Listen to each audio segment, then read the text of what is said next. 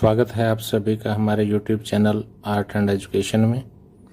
आज हम आपको कक्षा 8वीं वर्ग और वर्गमूल प्रश्नावली 6.3 के सवाल करवाएंगे। पहला सवाल है, निम्नलिखित संख्याओं के वर्गमूल ज्ञात करने में इकाई अंक की क्या संभावना है। यहाँ पहला भाग है इसका 9801। तो हमने सिर्फ ये बताना है कि इसके वर्गमूल में इकाई का अंक क्या हो सकता है। तो जब हम किसी भी संख्या का वर्ग निकालते हैं तो हम उसी संख्या को उसी से गुणा करते हैं। तो यहाँ लास्ट में 1 है, तो या तो ये 1 गुणा में 1 हो सकता है या 9 गुणा में 9 81, इसका लास्ट डिजिट 1 आ गया। तो 9801 का अगर वर्गमूल का कोई अंक हो सकता है या तो वो 1 हो सकता है या 9 हो सकता है। इसी तरह 99,856, इसमें लास्ट अंक 6 है, तो या तो ये 4 गुणा में 4 16 4 हो सकता है या 6 गुणा में 6 36, तो लास्ट अंक 6 आ गया या 6 हो सकता है। तो इस सवाल का आंसर ये होगा कि इसमें या तो 4 हो सकता है या 6 हो सकता है। इसी तरह यहाँ लास्ट में 1 है, ये भी पहले भाग की तरह या तो 1 हो सकता है या 9 हो सकता है।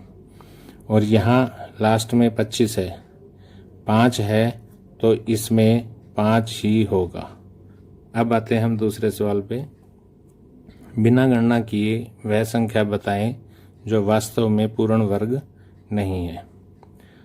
तो पिछली वीडियो में हमने आपको बताया था कि लास्ट डिजिट क्या होने चाहिए पूर्ण वर्ग संख्या में और क्या नहीं होने चाहिए। ये देखिए, ये हमने आपको बताया था 1 का वर्ग 1, 2 का 4, 3 का 9, 4 का 16, इसी तरह ये सारे बताए थे। और इनके पूर्ण वर्ग संख्या के लास्ट में क्या होना चाहिए, 1 4 9 6 5 6 9 4 1 और 2 0। और क्या नहीं होना चाहिए, 2 3 7 8 या विषम संख्या में 0, ये नहीं होनी चाहिए। अगर ये है तो वो पूर्ण वर्ग संख्या नहीं है। तो अब हम इस सवाल में देखेंगे कि इसमें अंतिम अंक 3 है, तो हमारे अंक क्या नहीं होने चाहिए, 2 3 7 8। अगर ये किसी संख्या के अंत में है तो वो पूर्ण वर्ग संख्या नहीं है, तो इसलिए 153 पूर्ण वर्ग नहीं है। 257 में लास्ट डिजिट 7 आ गया, ये भी पूर्ण वर्ग संख्या नहीं है। इसमें 8 आ गया, ये भी पूर्ण वर्ग संख्या नहीं है। ये है 441, तो ये हो भी सकता है और नहीं भी हो सकता। अगर 441 की जगह 331 होता तो वो नहीं होता, तो इसलिए हम इसको करके देखेंगे। ये 21 गुणा में 21 441 होता है, तो ये हमारी पूर्ण वर्ग संख्या है। तीसरा सवाल है, बार बार घटाने की विधि से 100 और 169 का वर्गमूल ज्ञात करें। पिछली वीडियो में हमने आपको विषम संख्याओं के योग के बारे में बताया था। वो क्या था, ये देखिए, 1 + 3 + 5 + 7 + 9 + 11 + 13 + 15 + 17 + 19, ये पहली 10 विषम क्रमगत संख्याओं का योग था।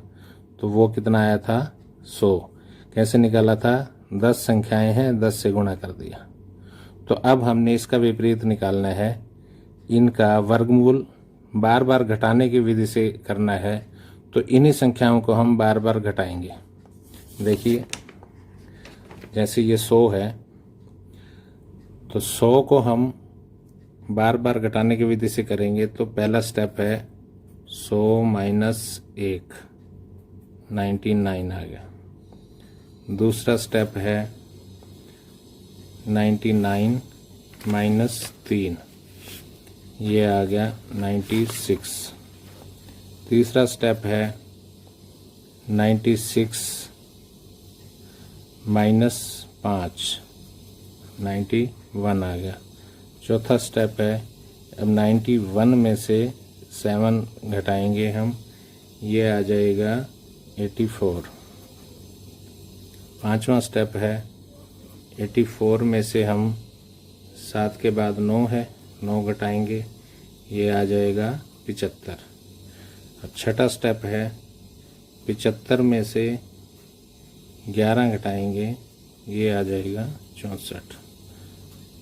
7th स्टेप है इसका 64 में से 13 घटाएंगे, ये आ जाएगा 51। 8th स्टेप है इसका 51 में से 15 घटाएंगे तो ये आ जाएगा 36। 9th स्टेप है 36 में से 17 घटाएंगे, ये आ जाएगा 19।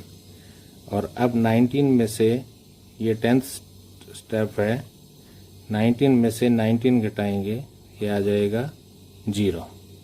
तो जब तक 0 नहीं आएगा हम ये विषम संख्याएं घटाते रहेंगे। तो अब ये कुल कितनी बार घटाया हमने? 10 बार घटाया है। तो ये 100 का वर्गमूल हो गया 10। इसी तरह हम 169 का वर्गमूल निकालेंगे।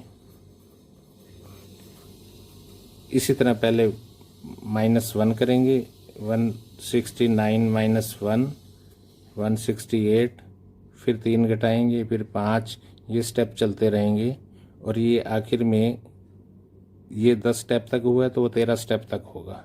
तो इसका वर्गमूल आ जाएगा 13। ये आप खुद करेंगे। अगली वीडियो में हम 6.3 एक्सरसाइज के क्वेश्चन नंबर 4 करेंगे। तब तक के लिए बाय बाय।